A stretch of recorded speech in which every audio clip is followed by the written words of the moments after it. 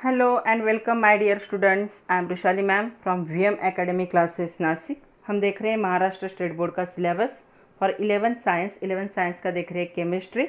हम ख़त्म कर चुके हैं chapter number 1 some basic concept of chemistry. तो इसके हम देख रहे हैं मल्टीपल चॉइस क्वेश्चन, जिनको क्या कहा जाता है, MCQ कहा जाता है। तो हम MCQ देख रहे हैं किसके लिए, तो हम देखेंगे आज के लेक्चर में MST CET के, उस पर ज़्यादा क्वेश्चन नहीं आए हैं इस टॉपिक के, क्योंकि MST CET में 11th का 20% ही सिलेबस होता है। और कुछ JEE के क्वेश्चन देखेंगे हम, जो कि एंट्रेंस एग्ज़ाम होती है IIT की, उसके तो प्रीवियस ईयर क्वेश्चन को हम डिस्कस करेंगे, जो बहुत ही ज़्यादा इम्पॉर्टेंट क्वेश्चन है। तो चलो स्टार्ट करते हैं previous year questions of MST CET and JEE with VM academy Nashik. तो चलो आज के लेक्चर में हमें क्या करना है, हमें देखने प्रीवियस ईयर के question for the 11 chapter 1 some basic concept of chemistry. तो पहले हम कुछ CET के क्वेश्चन देखते हैं। 11th का 20% सिलेबस ही होता है CET में, इसलिए 11th के ज़्यादा क्वेश्चन नहीं होंगे CET में। फिर भी चैप्टर वाइज हम जितने क्वेश्चन आए अभी तक प्रीवियस ईयर में, उनको हम डिस्कस करेंगे। तो देखो, आपको स्क्रीन पे पहला क्वेश्चन दिख रहा होगा। फर्स्ट क्वेश्चन है, यह है MST CET 2018 का question. What is the SI unit of density. तो डेंसिटी का SI यूनिट क्या है, ऐसा क्वेश्चन पूछा है। तो डेंसिटी का SI यूनिट क्या होता है, तो यहाँ पे 4 ऑप्शन है हमारे सामने। पहला है ग्राम पर सेंटीमीटर क्यूब, दूसरा है ग्राम मीटर क्यूब, तीसरा है kilogram per metre cube, and D option क्या है, kilogram centimetre per centimetre cube. तो SI यूनिट पूछा है, इसलिए देखो क्या हो जाएगा यहाँ पे। तो सबसे पहले हमें पता होना चाहिए कि डेंसिटी होती क्या है। सो डेंसिटी क्या होगी, डेंसिटी किसी भी सब्सटेंस की क्या होती है, डेंसिटी होती है मास अपॉन वॉल्यूम। तो हमेशा याद रखना है, ये मास अपॉन क्या होता है, वॉल्यूम होता है। तो मास का SI यूनिट क्या हो जाएगा, मास का SI यूनिट होगा किलोग्राम, और वॉल्यूम का SI यूनिट क्या होता है, मीटर क्यूब। तो यहाँ पे डेंसिटी का क्या हो जाएगा, kilogram per metre cube. Okay, तो ये क्या है, तो देखो कहीं पे ये ऑप्शन है क्या, तो ये ऑप्शन है, इसलिए कौन सा आंसर करेक्ट होगा, ऑप्शन C क्या होगा, करेक्ट होगा। तो इस क्वेश्चन का ऑप्शन C करेक्ट है। किलोग्राम पर मीटर क्यूब क्या होगा, ऑप्शन करेक्ट ऑप्शन होगा। सी द सेकंड क्वेश्चन भी आप लोगों को दिख रहा होगा। क्वेश्चन क्या है, ये भी MST CET 2018 का ही क्वेश्चन है। क्वेश्चन ऐसा है, विच symbol replace the unit of atomic mass unit. तो AMU को कौन रिप्लेस करता है, तो हमें पता है जो AMU होता है अभी, उसे किसने रिप्लेस किया है, स्मॉल u ने रिप्लेस किया है। तो कौन सा ऑप्शन करेक्ट होगा, ऑप्शन यहाँ पे होगा, आंसर इसका होगा ऑप्शन A क्या होगा, करेक्ट होगा। तो देखो 4 ऑप्शन दिए हमें, U, A, M और लास्ट वाला क्या है, स्मॉल n। तो यहाँ में इसमें से कौन सा करेक्ट है, इसमें से U करेक्ट है, सो ऑप्शन A करेक्ट होगा। U क्या होता है यहाँ पे, यूनिफाइड मास यूनिट। तो यहाँ पे AMU को यूनिफाइड मास यूनिट से अभी रिप्लेस किया गया है, सो ऑप्शन A क्या होगा, करेक्ट होगा। थर्ड देखो, ये क्वेश्चन है MST CET 2019 का। क्वेश्चन क्या है देखो, the combustion ratio of hydrogen and oxygen in water and hydrogen peroxide. तो उन्होंने 2 एग्जाम्पल दिए हैं, पहला वाटर का एग्जाम्पल दिया है, दूसरा हाइड्रोजन पेरोक्साइड होता है H2O2। यहाँ पे उन्होंने दिया है हाइड्रोजन और ऑक्सीजन का रेशियो दोनों के लिए प्रोवाइड किया है। तो क्या है हाइड्रोजन, यहाँ पे 1:8 है, और यहाँ पे क्या है 1:2 कितना है, 16 है। तो उन्होंने क्या पूछा है, which law is illustrated in this example.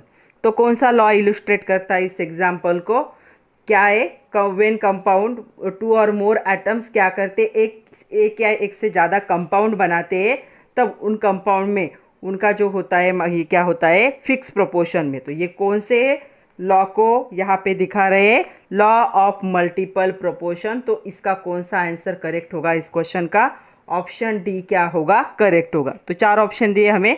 Law of definite proportion है क्या ये? नहीं, डेफिनाइट नहीं, ये 2 अलग अलग है। गे-लुसैक्स लॉ वो तो गैस के लिए होता है, ये दोनों भी लिक्विड फॉर्म में है। Law of conservation of mass, तो लॉ ऑफ कंजर्वेशन मास का मीनिंग क्या होता है? जितना रिएक्टेंट का मास होगा उतना ही प्रोडक्ट फॉर्म होगा। Mass nor be destroyed, neither be created nor be destroyed. तो कौन सा ऑप्शन करेक्ट होगा? ऑप्शन डी करेक्ट होगा। कौन सा? The law of multiple proportion. तो क्या लॉ था law of multiple proportion? Law ये था when 2 elements A and B, तो यहाँ पे 2 एलिमेंट है H and O, they form the more than 1 compound, 2 compound form कर रहे हैं, एक वाटर एक हाइड्रोजन पेरोक्साइड है। The mass of element B that combine with the given mass of A, तो गिवन मास ए का कितना है 1, और बी उसके साथ ऑक्सीजन कंबाइन हो रहा है। It is with mass with the small whole number ratio, तो देखो 8, 8 2 जा 16, ऐसे होल नंबर रेशियो में क्या हो रहा है, इसके साथ कंबाइन हो रहा है। तो ये क्या होगा? ऑप्शन डी करेक्ट होगा। लॉ ऑफ मल्टीपल प्रोपोर्शन को ये दिखाएगा। See the next one. Question क्या है अच्छे से देखो। क्वेश्चन ऐसा है, ये क्वेश्चन कैलकुलेशन बेस पे ही है। Boron has 2 isotope with atomic masses, तो यहाँ पे बोरॉन के 2 आइसोटोप है। तो बोरॉन का पहले आइसोटोप का क्या है 10 है, और बोरॉन के दूसरे आइसोटोप का मास कितना है 11।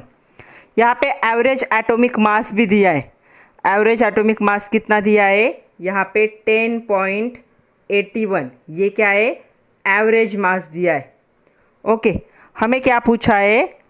The abundance of the lighter isotope is, इनमें से कौन सा क्या होगा, जो लाइटर आइसोटोप होगा उसका अबंडेंस कितना होगा, ये हमें क्या किया गया है, पूछा गया है। तो क्वेश्चन क्या है अच्छे से देखो। Boron has 2 isotope with atomic masses 10 and 11। If the average atomic mass is 10.81, the abundance of lighter isotope is, तो इनमें से जो लाइट आइसोटोप होगा उसका अबंडेंस कितना होगा अगर एवरेज एटॉमिक मास कितना है 10.81 है। तो हमें क्या है, इनमें से, इन दोनों में से जो लाइट होगा, लाइट वेट होगा, उसका अबंडेंस मतलब परसेंटेज कितना होगा एटमॉस्फेयर में, वो क्या करना है यहाँ पे कैलकुलेट करना है। तो चलो जो दिया है वो लिख लेते हैं पहले। तो यहाँ पे मैंने शॉर्ट में लिखा था, अभी हम थोड़ा सा अच्छे से लिखते हैं।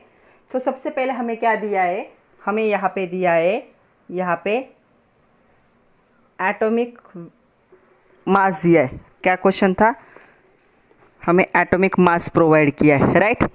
तो यहाँ पे एटॉमिक मास कितना है, एक बोरॉन का कितना है 10 है, दूसरे बोरॉन का कितना है 11 है। जो अबंडेंस परसेंटेज होता है वो इसका हम क्या करेंगे x एज्यूम करते, पहले का x एज्यूम करते, तो दूसरे का परसेंटेज कितना हो जाएगा। तो ये 2 ही आइसोटोप है, तो एटमॉस्फेयर में ये कितने परसेंट प्रेजेंट होंगे 100%। तो 100 में से अगर पहले को हमने x कंसिडर किया तो दूसरा क्या हो जाएगा 100 माइनस x। 100 में से x को माइनस कर दोगे तो आपको दूसरे का परसेंटेज मिल जाएगा, राइट। तो ये हमें मिला दूसरे का परसेंटेज। तो चलो अभी सबसे पहले देखते हैं कि हमारे पास क्या फॉर्मूला है। हमारे पास फॉर्मूला है यहाँ पे average atomic mass is equal to, हम क्या करते हैं यहाँ पे बोरॉन 10 का प्लस उसका परसेंटेज प्लस बोरॉन 11 का एटॉमिक मास प्लस उसका परसेंटेज डिवाइड बाय हम क्या करते हैं 100 करते। इनमें से हमें बहुत सारे क्वांटिटीज़ पता है।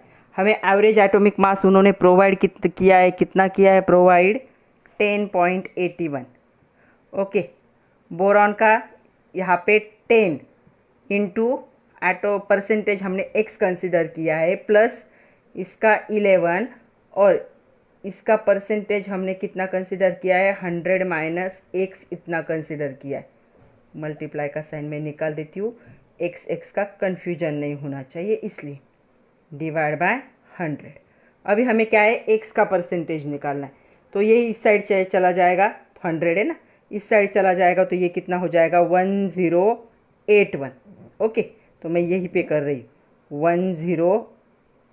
1081 हो जाएगा। इधर का 100 क्या हो गया इस साइड चला गया। ओके, अभी ये कितना होगा 10x प्लस इन दोनों की मल्टीप्लिकेशन कितनी होगी 1100 माइनस ये कितना होगा 11x। ओके, अभी देखो ये ऐसा है, दिख रहा है ना, आई होप दिख रहा है। तो देखो ये ऐसा है, राइट। अभी हम क्या करेंगे, इस 11 में से ये x चला जाएगा, 10 चला जाएगा, तो ये क्या हो जाएगा, देखो ये इस साइड चला जाएगा। तो क्या हो जाएगा, हम क्या करते, इसे इस साइड लाते और इन दोनों को इस साइड लेकर जाते। तो यहाँ पे मैं लिख रही हूँ, देखो तो माइनस 11x से इस साइड चला जाएगा तो प्लस होगा, ये प्लस से इस साइड चला जाएगा तो x, मतलब 11x माइनस 10x, तो ये कितना बन जाएगा x होगा इस साइड जाके। इस साइड में क्या होगा, ये क्या था 1100 था माइनस 1081, तो x की वैल्यू कितनी आई 19%। और दूसरे का कितना परसेंटेज आएगा 100 माइनस x, जिसका कंसिडर किया था उसका कितना होगा 100 माइनस 19, तो ये कितना हो जाएगा 81%। तो दोनों का भी हमें परसेंटेज मिला। तो दोनों में से उन्होंने पूछा है लाइटर का अबेंडेंस कितना है, तो लाइटर का अबेंडेंस कितना होगा यहाँ पे 19%। सो ऑप्शन सी क्या होगा यहाँ पे करेक्ट ऑप्शन होगा। तो ये जितने मैंने लिए हैं उतने अभी तक आए इस टॉपिक पे। इस टॉपिक पे ज़्यादा क्वेश्चन नहीं आए हैं अभी तक एग्ज़ाम में। तो चलो कुछ एडिशनल क्वेश्चन को भी हम डिस्कस करते हैं। कुछ जेई के क्वेश्चन देखते हैं। पहला क्वेश्चन देखो, आपको स्क्रीन पे दिख रहा होगा। तो ये जेई 2019 का क्वेश्चन है।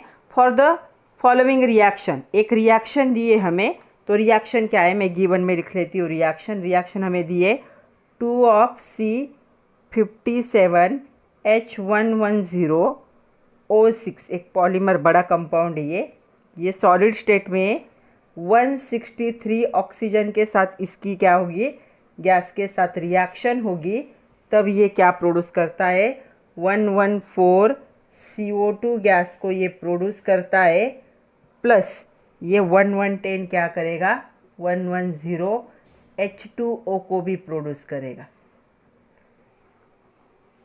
राइट। ऐसी रिएक्शन दिए और ये लिक्विड फॉर्म में ऐसी रिएक्शन। हमें क्या करना है, हमें बताना है कि from this reaction the mass of water produce from, ये कितना मास फॉर्म होगा अगर हम क्या करेंगे 445 ग्राम इसको क्या करेंगे डिकम्पोज करेंगे। तो 4 ऑप्शन है, उनमें से हमें करेक्ट ऑप्शन फाइंड आउट करना है। तो सबसे पहले हम क्या करते हैं, जो दिया है उनका एक्चुअल निकालना पड़ेगा। तो हम क्या करेंगे मोलर मास फाइंड आउट करेंगे। तो हमें इससे ये कितना फॉर्म होता है ये फाइंड आउट करना है। तो दोनों का ही मोलर मास फाइंड आउट करो, आपका टाइम बच जाएगा। ओके, तो देखो अभी इन दोनों का मोलर मास हमें क्या करना है फाइंड आउट करना है। तो इसका कर सकते हम कर सकते, तो 2 जो है ब्रैकेट के बाहर ही लिखो। 57 टाइम क्या है कार्बन का होता है 12, प्लस 110 टाइम कौन है हाइड्रोजन का होता है 1, प्लस 6 टाइम कौन है ऑक्सीजन का होता है 16। ओके, तो देखो इन सबको एक साथ जोड़ दोगे आप तो ये आपको मिलेगा 1780 ग्राम। एक्चुअल देख रहे हैं, यहाँ से 2 से मल्टीप्लाई भी करना है। और मैंने बहुत बार आप लोगों को बताया कि वाटर का कितना होता है 18, तो ये कितना हो जाएगा यहाँ पे ये हो जाएगा ऑलमोस्ट 1980 ग्राम।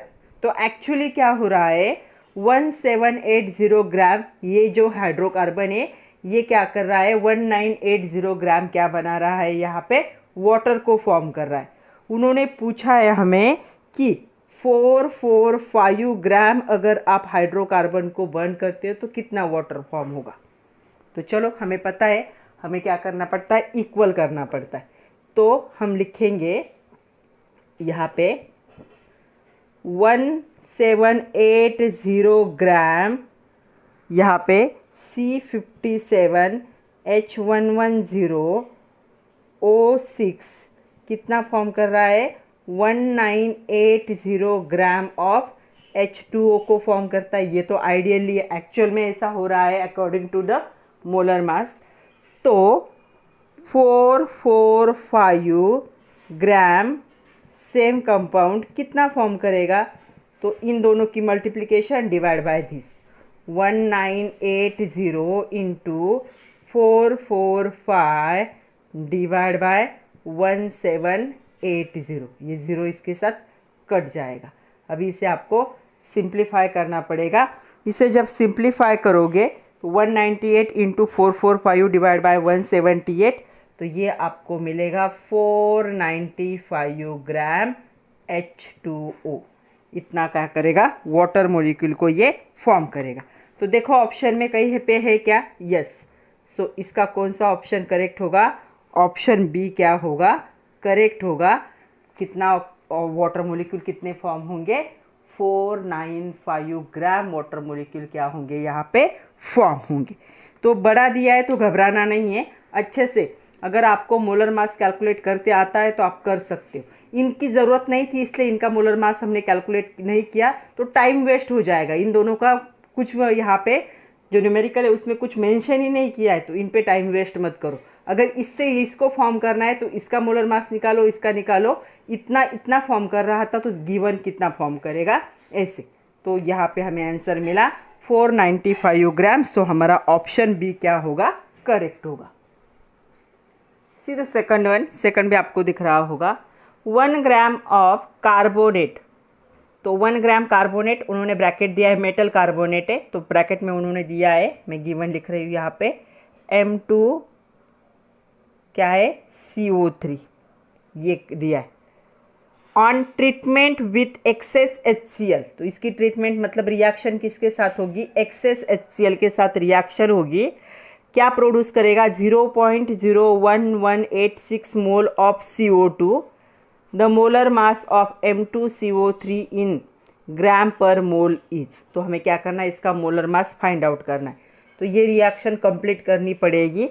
तो यहाँ पे इसके रिएक्शन से क्या होता है, यहाँ पे twice of metal chloride form होगा, प्लस वाटर फॉर्म होगा, प्लस CO2 गैस क्या होगा, फॉर्म होगा। उन्होंने क्या कहा है, अभी बैलेंस करना पड़ेगा इसे। इस साइड में 2 हाइड्रोजन, यहाँ पे 1 2 क्लोरीन, तो यहाँ पे 2 लगा दोगे तो ये बैलेंस हो जाएगा। उन्होंने क्या कहा है, ये 1 ग्राम है, ओके, और इसका हमें मोलर मास फाइंड आउट करना है M। और ये जो फॉर्म हो रहा है ये कितना फॉर्म हो रहा है, इसके कितने नंबर ऑफ मोल है, 0.01186 इतने क्या है इसके मोल्स क्या हो रहे, फॉर्म हो रहे, okay.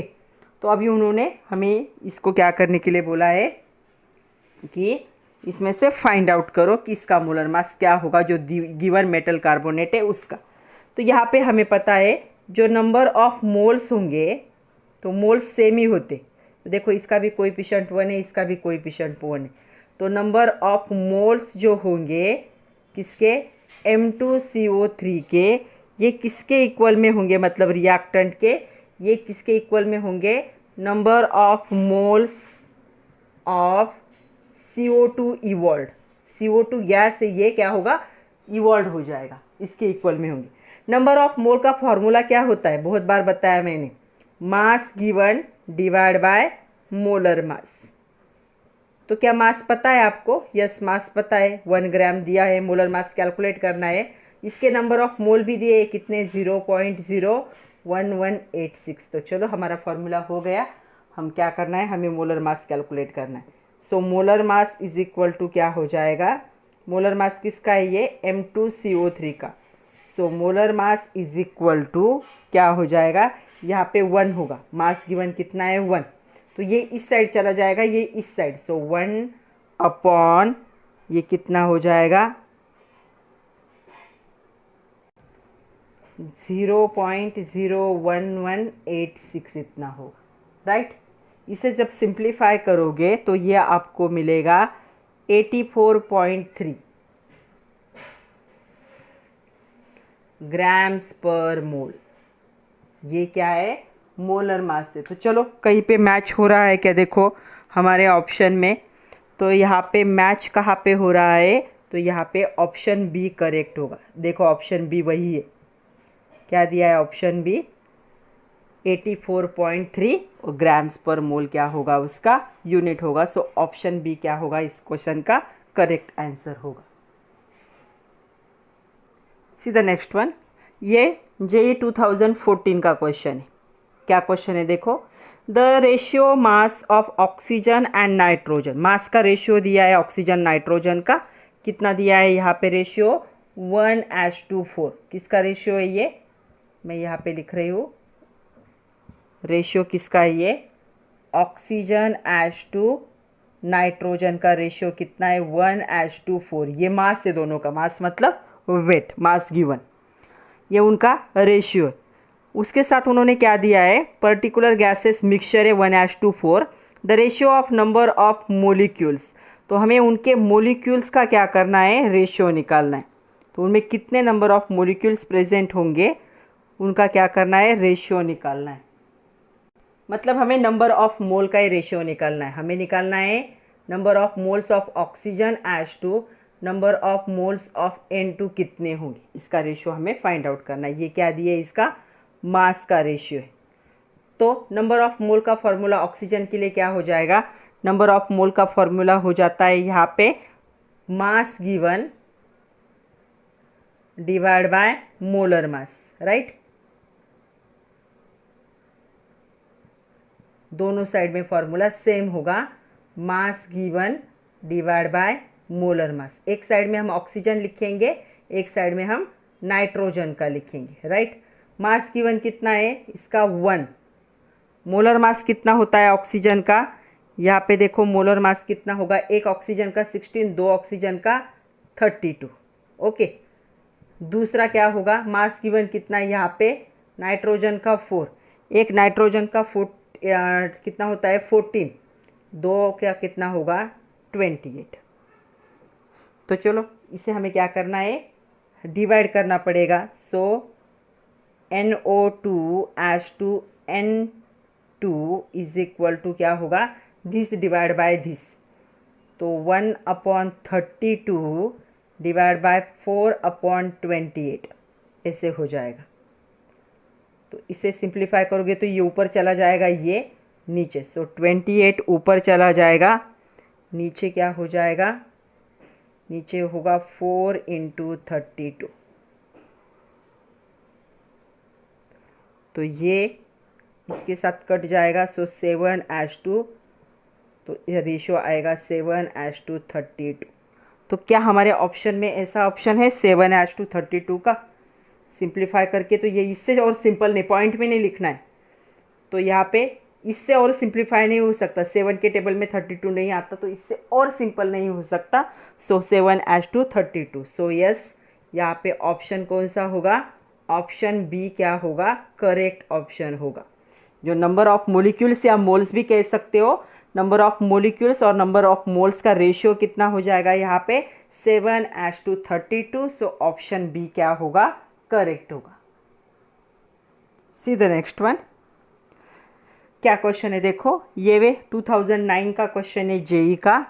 Given that the abundance of isotope ion 54, ion 56, ion 57 percentage 5%, 95%, 5% respectively atomic mass दिया है।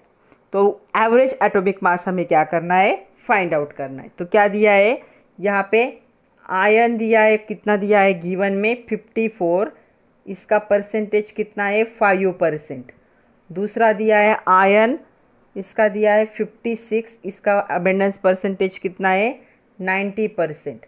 और तीसरा दिया है आयन दिया है 57, इसका अबेंडेंट परसेंटेज कितना कहा है 5%। और हमें क्या करना है, एवरेज एटॉमिक मास निकालना है। सो एवरेज एटॉमिक मास का फॉर्मूला क्या होता है, average atomic mass is equal to होता है, यहाँ पे आ जाएगा atomic mass of first ion 54 into उसका परसेंटेज कितना है 5%, प्लस दूसरे का यहाँ पे आएगा 56, दूसरे का जो एटॉमिक मास होता है वो, इंटू यहाँ पे आ जाएगा 90, प्लस तीसरे का जो एटॉमिक मास होता है 57 इंटू उसका परसेंटेज डिवाइड बाय क्या होगा 100। मैंने फॉर्मूला नहीं लिखा, लेकिन फॉर्मूला ऐसा ही है, डिवाइड बाय 100। जब इसे आप सिंप्लीफाई करोगे तो आपको सारे वैल्यू मिल जाएंगे। तो सिंप्लीफाई करोगे तो ऊपर की मल्टीप्लिकेशन एडिशन के बाद ये हो जाएगा 5595 डिवाइड बाय क्या होगा 100 होगा, मतलब 55.95 क्या होगा इसका एवरेज एटॉमिक मास होगा। सो यहाँ पे कौन सा आंसर करेक्ट होगा देखो ऑप्शन में, तो ऑप्शन क्या है बी। तो ऑलमोस्ट देखोगे तो सारे ऑप्शन ऑलमोस्ट क्या है nearby, so 55.95, so option B is correct. चलो नेक्स्ट क्वेश्चन देखो। नेक्स्ट क्वेश्चन जेई 2003 का क्वेश्चन है, पुराना क्वेश्चन है लेकिन ये बहुत इंपॉर्टेंट टॉपिक है, ऐसा क्वेश्चन हमेशा आता है एग्जाम में। तो क्वेश्चन क्या है देखो, which has maximum number of atom, तो हमें अलग अलग दिए। पहला दिया है 24 ग्राम ऑफ क्या दिया है कार्बन, दूसरा है 56 ग्राम ऑफ आयरन, तीसरा है 27 ग्राम ऑफ एल्यूमिनियम और फोर्थ वन है 108 ग्राम ऑफ Ag। तो यहाँ पे देखो ब्रैकेट में जो दिया है वो जो एलिमेंट है उनका एटॉमिक मास दिया है, एटॉमिक नंबर भी कह सकते, एटॉमिक वेट भी कह सकते हो। तो क्या फॉर्मूला होता है हमारे पास नंबर ऑफ एटम निकालने का, number of moles into Avogadro's number, right.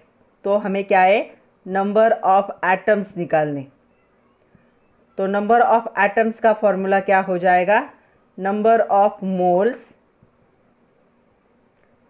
Into Avogadro's number 6.022 into 10⁻23।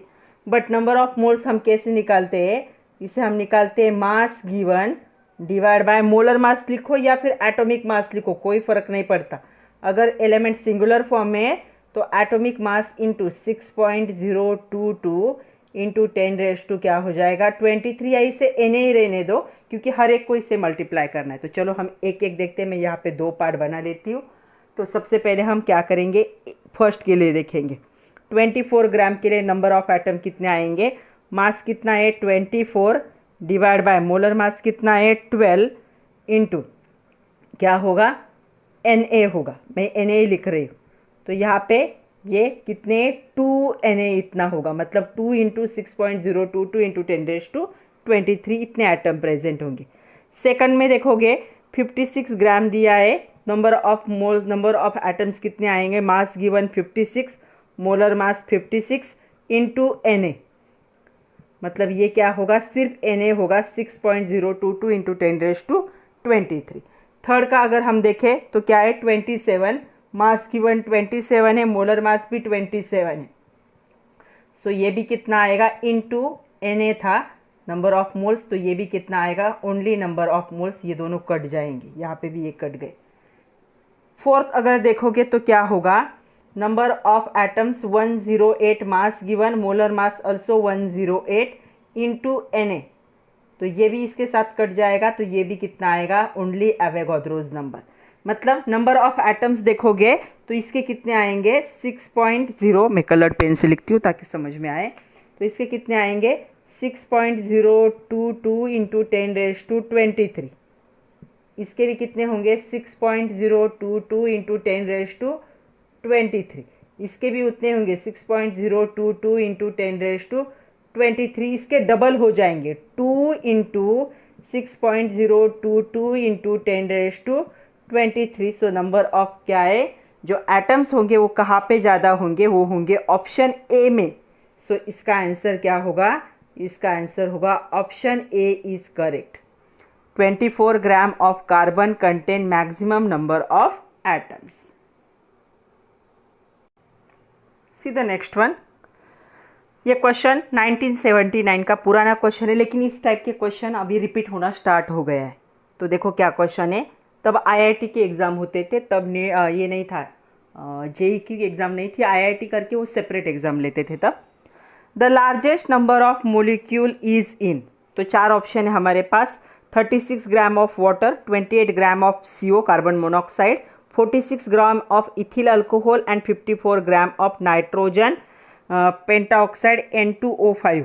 Okay, तो सबसे पहले हमें पता है नंबर ऑफ मोलिक्यूल्स अगर हमें निकालने तो क्या फॉर्मूला है, नंबर ऑफ एटम और नंबर ऑफ मोलिक्यूल के लिए सेम ही फॉर्मूला, लास्ट जैसा हमने किया वही है। Number of molecules is equal to क्या होते हैं, number of moles into Avogadro's number, number of moles is क्या होता है mass given divide by molar mass. Molar mass का हो या सिंगुलर होगा तो एटॉमिक मास इनटू क्या होगा, एवोगाड्रोस नंबर। तो ये क्या है हमारे पास फॉर्मूला। तो हमें 4 का देखना है, तो चलो 1 बाय 1 हम देखते हैं। सबसे पहले हम देखेंगे for 36 gram of water.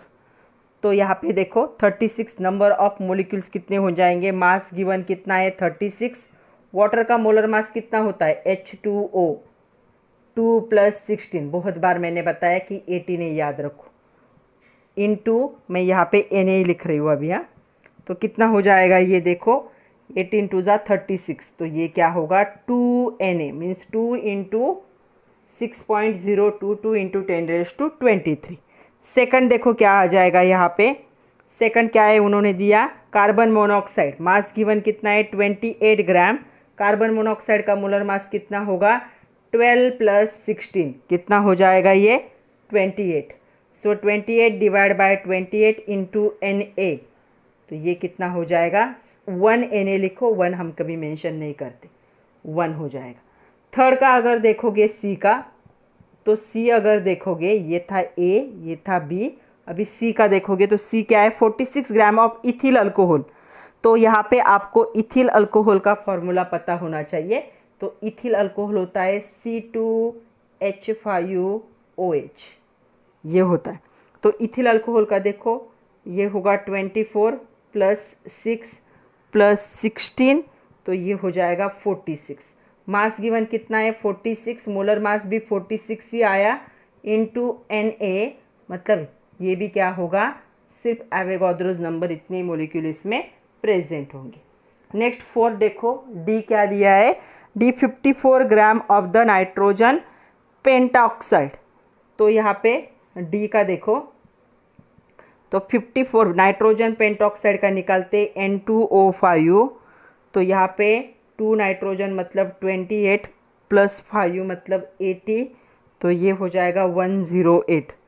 And mass given कितना है 54 डिवाइड बाय 108 Na, तो ये कितने हो जाएंगे देखो, ये हो जाएंगे यहाँ पे 1/2 Na, मतलब हाफ हो गए Na के। तो देखो हमें क्या पूछा है, उन्होंने पूछा है लार्जेस्ट नंबर ऑफ मोलिक्यूल। तो कहाँ पे हमें लार्जेस्ट नंबर ऑफ मोलिक्यूल दिख रहे हैं, फर्स्ट में दिख रहे हैं। सो इसका आंसर क्या होगा, इसका ऑप्शन ए करेक्ट होगा। ऑप्शन ए क्या है देखो यहाँ पे 36 gram of water contain maximum number of molecules. बाकी सबके कितने आएंगे देखो यहाँ पे Na मतलब कितना होगा 6.022 × 10⁻23, यहाँ पे 6.022 × 10⁻23 का भी आधा हो जाएगा डिवाइड बाय 2 है, यहाँ पे 6.022 × 10⁻23, और यहाँ पे डबल हो जाएगा 2 × 6.022 × 10⁻23। सो ऑप्शन ए करेक्ट होगा, इसके पास क्या होंगे मैक्सिमम नंबर ऑफ मोलिक्यूल्स होंगे।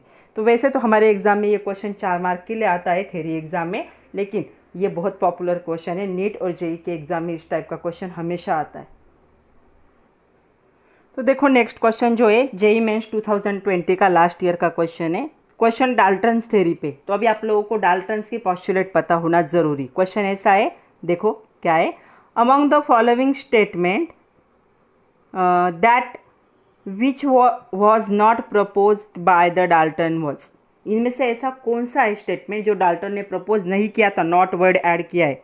तो पहला देखो ऑप्शन क्या है, all the atoms of given element have identical properties including identical mass, atom of different elements differ in mass. तो ये उन्होंने ही बताया था, तो ये उनका पोस्टुलेट था।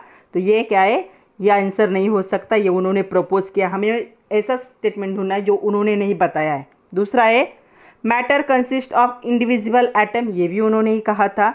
थर्ड है when gas combine to reproduce in a chemical reaction they do so in a simple ratio by volume provided all gases at the same temperature pressure. तो ये जो सेम टेम्परेचर प्रेशर ये gas law है, ये gas law का उन्होंने Dalton ने नहीं बताया था, ये गे-लुसैक्स लॉ है। तो ऑप्शन सी जो है उन्होंने प्रपोज नहीं किया। फिर भी डी एक बार पढ़ लेते हैं क्या है D, chemical reaction involve recognization of atom, तो केमिकल रिएक्शन रिकॉग्नाइजेशन एटम का होता है। There are neither created nor destroyed in chemical reaction, ये भी डाल्टन का स्टेटमेंट था। तो इस क्वेश्चन का कौन सा आंसर करेक्ट होगा? तो इस क्वेश्चन का ऑप्शन सी क्या होगा? करेक्ट होगा। जो सी ऑप्शन जो है वो डाल्टन ने प्रपोज नहीं किया है, वो क्या है? गैस लॉ का स्टेटमेंट है। सो ऑप्शन सी क्या होगा? करेक्ट होगा। तो आज के लिए इतना ही था बच्चों। जितने पॉसिबल थे मल्टीपल चॉइस क्वेश्चन वो सारे मैंने यहाँ पे ले लिए। तो आप अच्छे से पढ़िए। All the best and thank you very much.